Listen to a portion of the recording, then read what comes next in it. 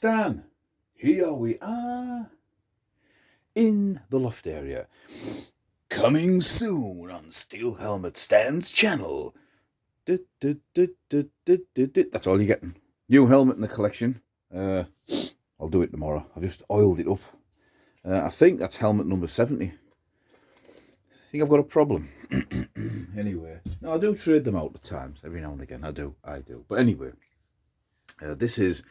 I'm doing some sorting out at the back there with some of my German paperwork. So I thought I'd just leave it there as a convenient backdrop. Today's video is a redo video and a mystery. I even went back on the Binocular forum to see if I could jog my memory. So basically, several years ago, I bought these binoculars, and judging by the forum that I went on to jog my memory, they were £25, and they are Carl Zeiss of Jena Telex 6x.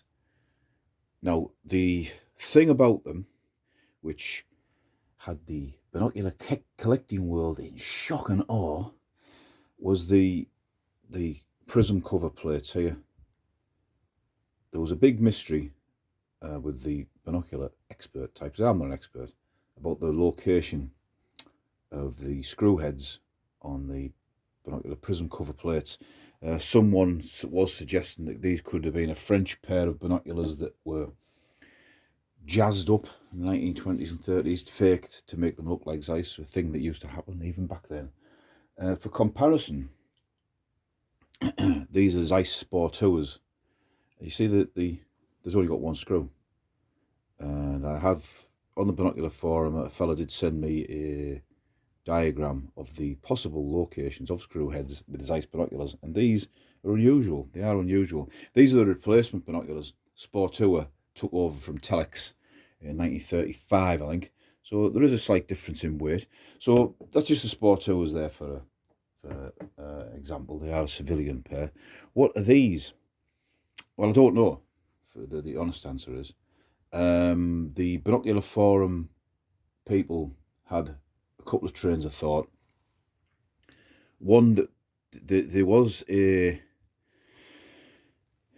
Telex binocular made for the military in World War One, DPDR, Deutsche Reichspatent, DRP, and it had a locking lug here on the end.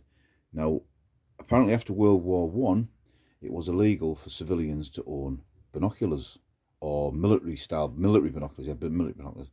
So a lot of them were converted, get that right. After World War One, it was illegal for people in Germany to own military binoculars because it was classed as state owned by the state.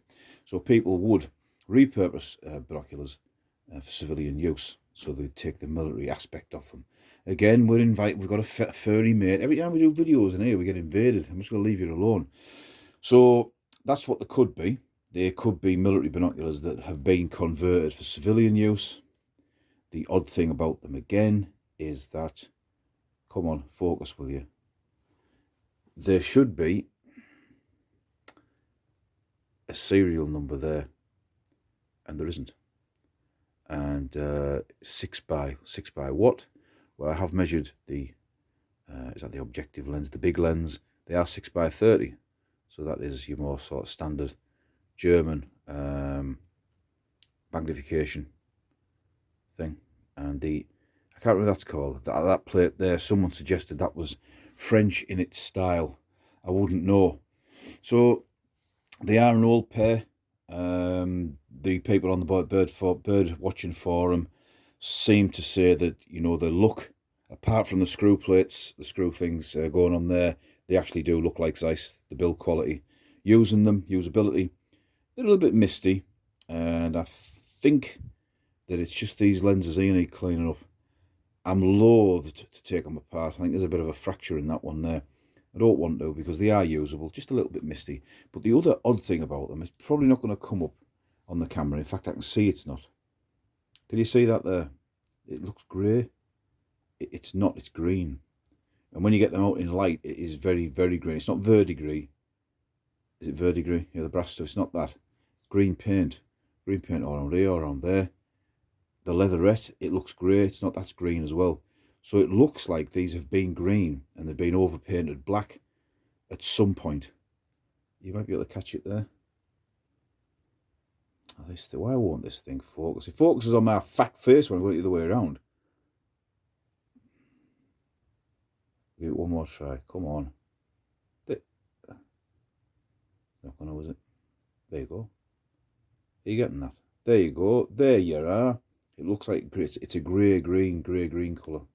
It's more green. You get out in daylight, even looking at the naked eye now, it is green. Trust me. Anyway, and 3 screws on the front. Other Zeiss binoculars do have 3 screws, but these were the military ones for World War One. That screw was there. So a bit of a mystery. But at £25, I'm not bothered. What do I use these for? Occasionally I take them out.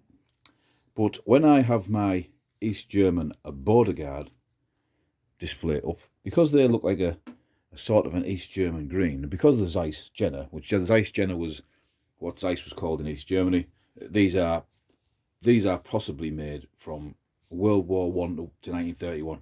So that 15-year period from sort of the end of World War One or World War One and out over before the Sport 2 took over. So I use them as my sort of border guard and inverted commas binoculars, even though they're not. That's a whole other collecting sphere. East German border guard binoculars, quite expensive. So I hope that was of interest and that you might have learned something, maybe not. Or, more to the point, if somebody else has got any opinions on what they think they may or may not be, it's the green paint that gets me. But for £25, 4 or 5 years ago, whenever it was I bought them, I'm quite happy with them, and they sit nicely in Steel Helmet Stan's collection. So this is Stan, and I will, of course, see you.